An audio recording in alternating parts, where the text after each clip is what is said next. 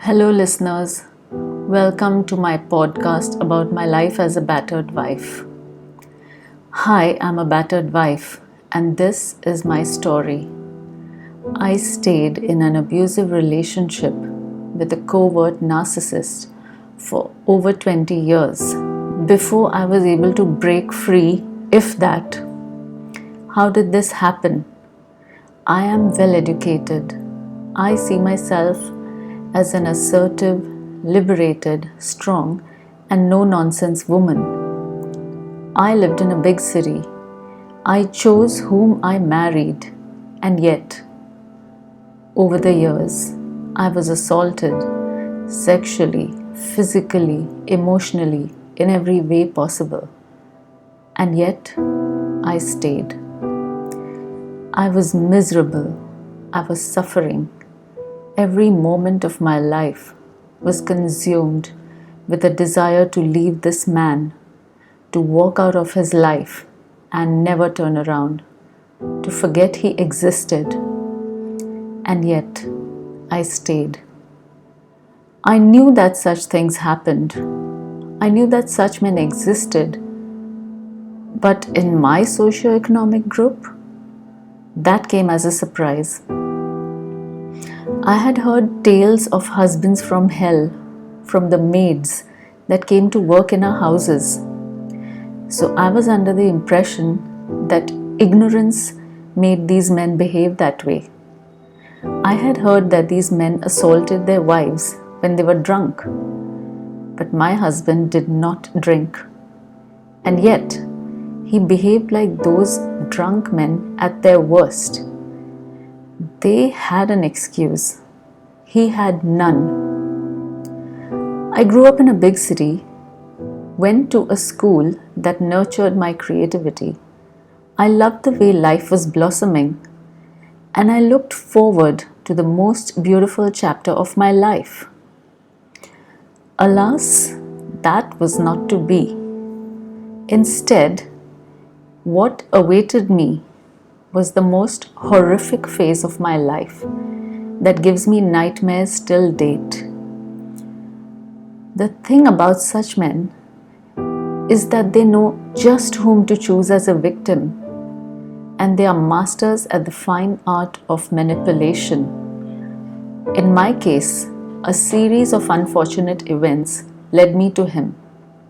And then, just like one missed turn can change your route drastically, I lost my way and stayed captive for so long. I was not a captive in the traditional sense. There was no visible physical restraints or metal bars keeping me in place. Yet, like the proverbial twig that holds the elephant captive, I was held by something far more subtle. All he had to do was understand how my mind worked, what made me upset, what I feared, and voila, he had the formula to keep me captive without bonds. In a twisted way, this was him loving me the only way he knew how. To keep me living with him no matter what, even if it meant living with a mere shadow of who I was. Or maybe he needed me to be diminished. How else could he feel good about himself? It was not as though he did not know how to be nice and empathetic. I had seen him display these behaviors very generously with everybody else. But when he was with me, just the two of us, within the walls of our house, he would don a sinister avatar. It was not about triggers. He didn't need a reason to be this way. It was like he underwent a transformation. Suddenly, it was a Dr. Jekyll and Mr. Hyde scenario. He turned menacing and mean in the blink of an eye, his facial expressions contorted and his body language undergoing a sea change in an instant. His face showed no traces of the relaxed charm that was evident only moments ago. Of course, I had to be a certain kind of person to enable his behavior to thrive. Once he knew that I had no one on my side who would come to my rescue and reprimand him, his cruelty knew no bounds. He had free rein to do as he pleased. In my parents' home, I had been the proverbial runt of the litter, frail and sickly right from the start. Congenital anemia meant that my cognitive abilities were affected too, causing me to be labeled as slow, with neither athletic abilities nor academic accomplishments. Plus, being female meant I was a disappointment to my parents anyway. Throw an overcritical perfectionist mother into the mix, and you have the classic formula for low self-esteem. It didn't matter how much proof I had of my abilities, my creativity, or anything else later on.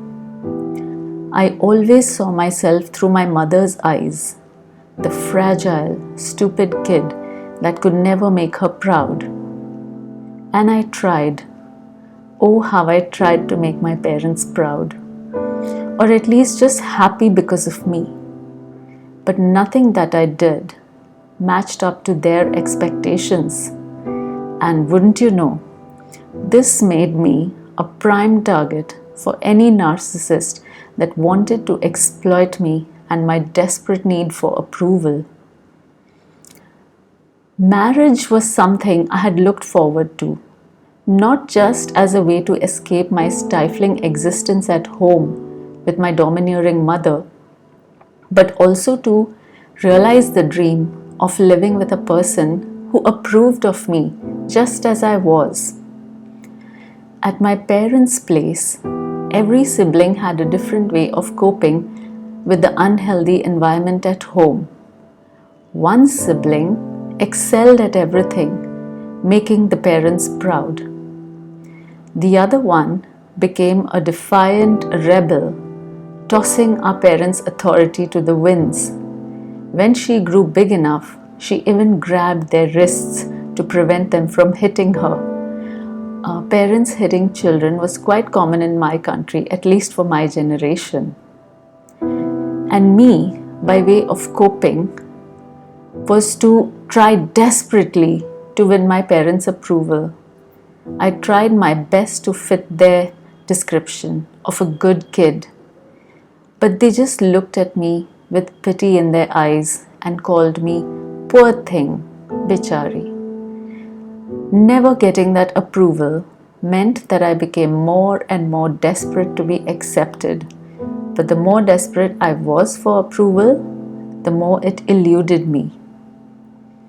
This made me feel sad and alone. As a young, single, adult, working woman, I thought I had left that phase behind. I had empowered myself. I had worked hard to overcome all the drawbacks that had haunted me over the years. Finally, I was coming into my own. I looked forward to what life had in store for me now. I was done with my sad, lonely days of childhood. I was pretty happy with the way life was going now. All that I needed to complete my happiness now was a husband. I had always wanted my own little haven, just my husband and I in a happy little world. A life partner was what I yearned for more than anything else. I envisioned our life together, supporting each other and being each other's strength. In my mind's eye, I saw us growing together, evolving together, thriving together, nurturing each other's growth. But that was not to be. Eventually, my husband succeeded in destroying my spirit, my joy, and my body. But that is another story for another day. All this is so scattered, so fragmented and fractured, kind of a reflection of my state of mind. I would like to begin my story at the beginning, tell my take sequentially from the start. I will share more with you later, in a better way, I promise. Until then, this is the story of my life, every word true. I will see you next time, dear listeners. Thank you for listening to my story. Bye for now.